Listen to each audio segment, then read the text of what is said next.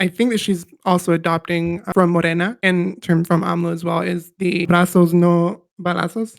Hey yo, that's a cool ass You see this? I got these. flag. That's the feminist flag. Yeah, right there, Chad. That's the purple feminist flag that you'll see in feminist protests and movements throughout Mexico.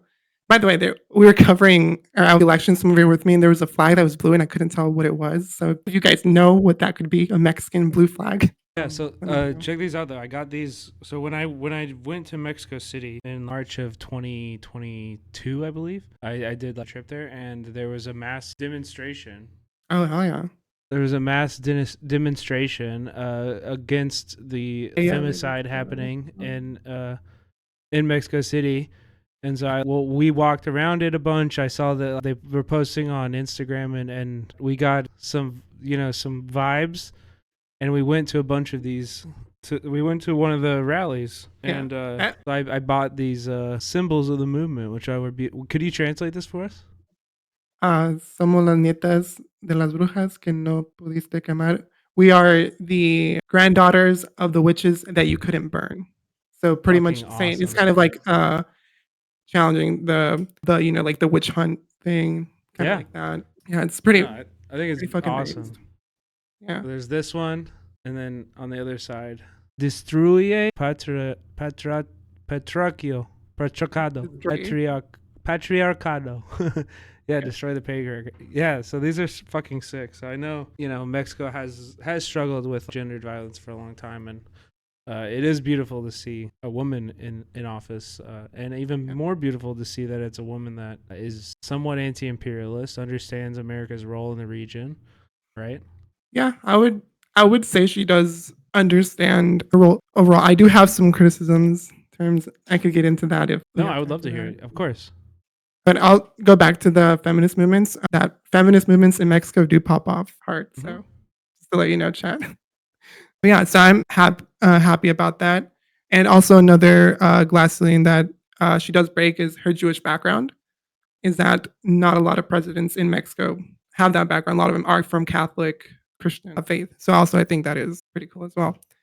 Now, but I saw did you see the tweets today where she thanked Jesus in her? Yeah, but Jesus, she's talking about her husband. Yeah, her husband's name is Jesus, and some right winger some Zionist she's not a Jew. She thanked Jesus, and they were, no, that's her husband's name. Okay, but anyway, but let's. Well, it is funny because it does.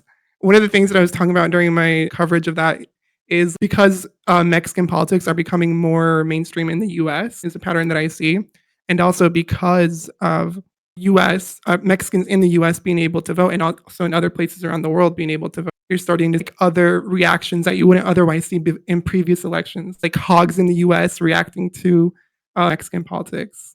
So I thought that was pretty funny too. Like hogs kind of freak out over. Hogs is almost generous too, because the people that are really upset about this in America, I think, fucking out. They're just Nazis. Oh yeah. Yeah. Like there's been a huge reaction from the anti-Semitic Nazi parties in America, saying, and she's gotten some of those attacks in Mexico as well throughout her campaign, and even previously as well. We can get into that as well, if we have time for that. But what do you mean? This is what we're doing. Yeah, let's dig into it. Tell me everything. Yeah, like I said, I don't know how much time we have, but I'll try to get as much relevant information for you in chat as I can.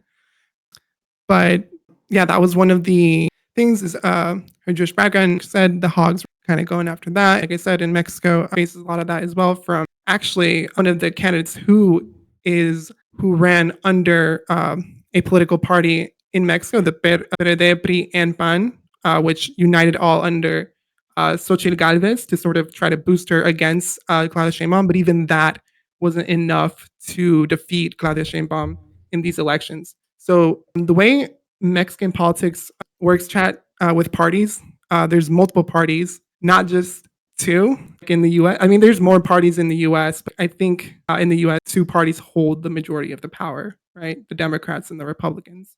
Whereas in Mexico, there's more of that share in power, but that doesn't mean that, a couple parties don't get to maintain that hold in power. If we look at sort of maintain that power throughout current elections, do they have power? Is there a legislative branch in Mexico? Like, do they have power in those spaces as well, or is it just like a presidential candidate party or what? No, they have power as well. Because you were Right. describing all of the different parties, but I didn't hear you mention Morena, so that's why I was Oh, yeah. trying to gauge where they were, because I knew that was Claudia's. Yeah.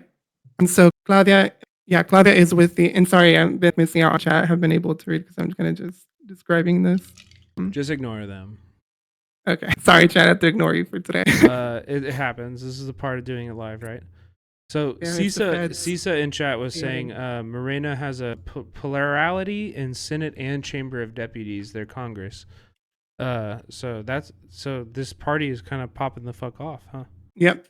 If I can show you kind of they won by. Yeah, Here. you can shoot me a link in the chat or in Discord. I can pull it up, whatever.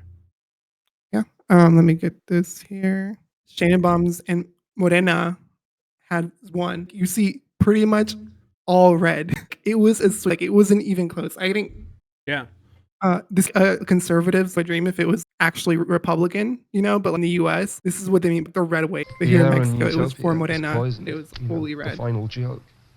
So, but Morena is the left party in Mexico, the most leftist party that, or at least with Sheinbaum, the most leftist candidate in Mexico. Yeah. So, yeah. And so, what were there intent poll policies that like that you immediately think of when you think of that candidacy? What do you mean? Like, what were like the big policies she was pushing for? Oh, well, the big one that I think that, because the way that historically, I think Morena got into such a prominent position in Mexican politics is due to the PRI's, the PAN, and the PRD's like absolute disaster administrations and history corruption. People and Mexicans were really getting just tired of it, and I think they were just looking for a new something different, something new. And AMLO saw that and provided that alternative, which was the Morena party, and AMLO founded that party. And originally, when AMLO ran against Felipe Calderon, he lost like a percentage point, if I'm not mistaken. Then he later ran and just absolutely demolished Anaya. I think it's say the name Anaya, something like that. And then in this election, their approval rating hasn't really gone down. If you kind of look at their poll, like their approval rating, it shifted in points here and there, but ultimately it's still very up there in popularity, Yeah. And one of the policies that I think that is very smart of her for her to run on and for her to adopt from AMLO is the Social Security program, right? Because in Mexico, there is the demographic of Asian people is growing, and you'll often ask people who vote for Morena, hey, what are one of the reasons why you want to vote for Morena? If they're in older age, one of the first things they'll probably say is their Social Security pension program, right? And that's why the other candidates have also adopted that. Maynes adopted that, right? Maynes, like I said, he has around a 10, 11% approval rating, or not approval rating, I guess polls. Yeah, his vote. And then Galvez has a 28.1, but she also adopted that because it's a very smart policy to run on. And if Dems in the United States would also have an ounce of brain cell, they would also push for that and also advocate for that sort of policy. Yeah, if they wanted to win, right? Yeah, exactly. Yeah. In West, an abortion ban, and again, that also challenges the notion of Mexico being a machismo country. You know what I mean? Because if it is as machismo as the U.S. media and other places would have you believe, then how is this happening? And it's catching like a lot of people off guard to their surprise. Now, to me, seeing all this, it really hasn't, because I like the feminist movements and I've seen people's sort of reaction to this. And also, I would say like the vote was close in terms of decriminalization. I remember 52%, like 48%, 50% yeah, like 48% no, because there's still by and large conservatism in the U.S. In Mexico, that plays into that. Of course.